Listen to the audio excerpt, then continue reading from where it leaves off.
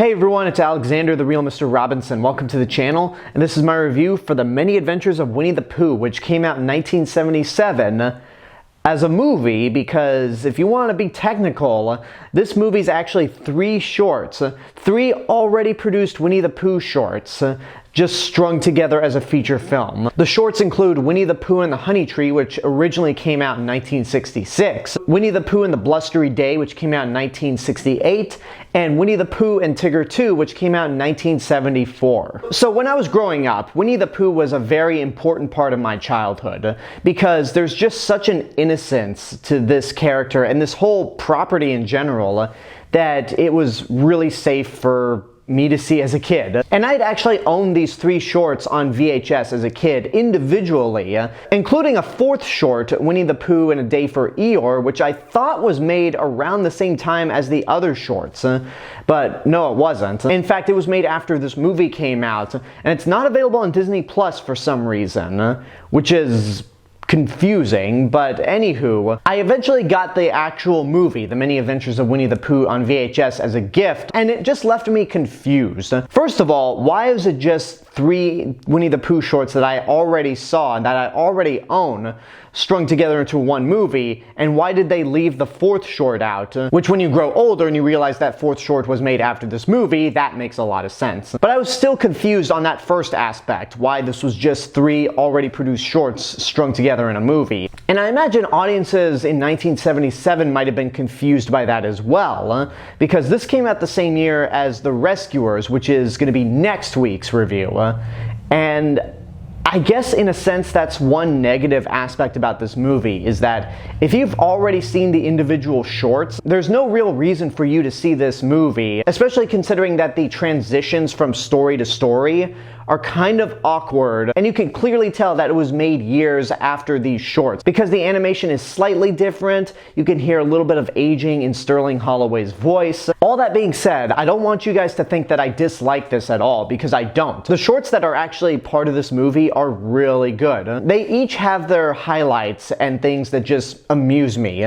Winnie the Pooh and the Honey Tree is just very amusing, because seeing Winnie the Pooh just relentlessly try to go after honey as if he's got an addiction is charming, and it eventually leads into him getting into serious trouble. I could see this whole story being as a metaphor for drug addicts, where, hey, if you keep that up, eventually you're just gonna find yourself in a world of hurt. But then again, this short ends with Winnie the Pooh flying out of Rabbit's hole into a honey tree, and then he's just stuck there eating honey endlessly, and that's where it ends. So maybe not the best message if you're looking at this as a metaphor for drug addicts, but it's amusing. Winnie the Pooh is voiced by Sterling Holloway, and this would be the last well-known Disney character that he'd voice, and he gives such an innocence to Pooh Bear. The character himself is not that bright, but you can't hate him because he's just so lovable and pure and, as I've said many times, innocent. I like how Eeyore is such a hopelessly depressed character that it ends up being funny.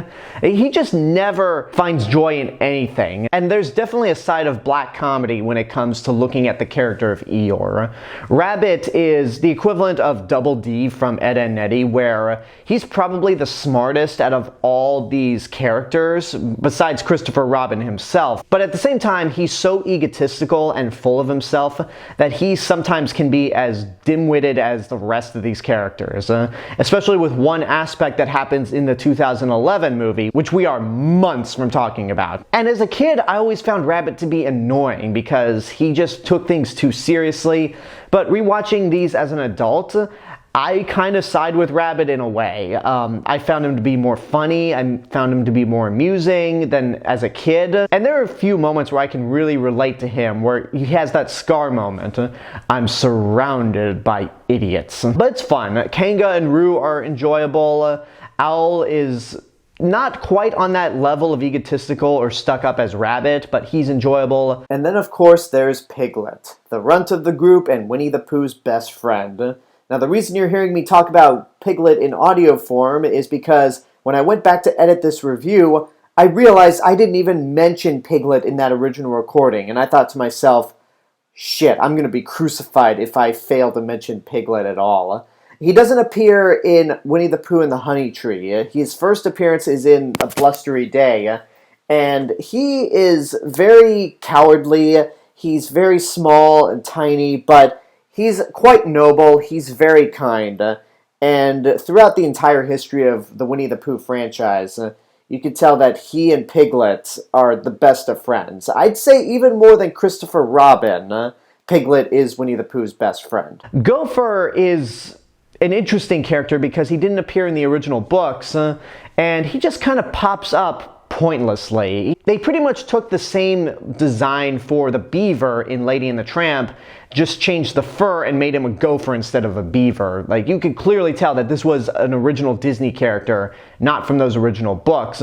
But there is a clever fourth wall gag whenever Gopher disappears, where they mention, oh, he's not in the book. And that's something I never caught as a kid, and rewatching it for this review, I was like, oh wow, that's clever. So that's the first short, which is probably my favorite, but Winnie the Pooh and the Blustery Day has a lot of really great things in it as well. It was the only Winnie the Pooh related thing to ever be nominated and win an Academy Award. It won Best Animated Short, which Walt Disney won posthumously, and it gives us the introduction to Tigger, which is a really fun character. It has that really trippy Heffalumps and Woozles song, which is done by the Sherman Brothers, and it's a fantastic song. The whole sequence itself is not only reminiscent of the pink elephants from Dumbo, but in a way it reminds me of some of those lesser-known Dr. Seuss animated specials made in the 70s, long after The Grinch Stole Christmas. It has that really trippy 70s psychedelic feel to it, even though this particular short was produced in '68. And Winnie the Pooh and Tigger 2 is enjoyable as well,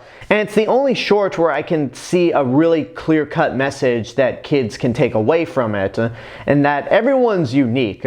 People might have their own unique quirks, but if you don't like that quirk, then that's not really their problem, that's your problem. And the way Rabbit is so determined to stop Tigger from bouncing people is very much proof of that lesson. I don't have much else to say about the Many Adventures of Winnie the Pooh.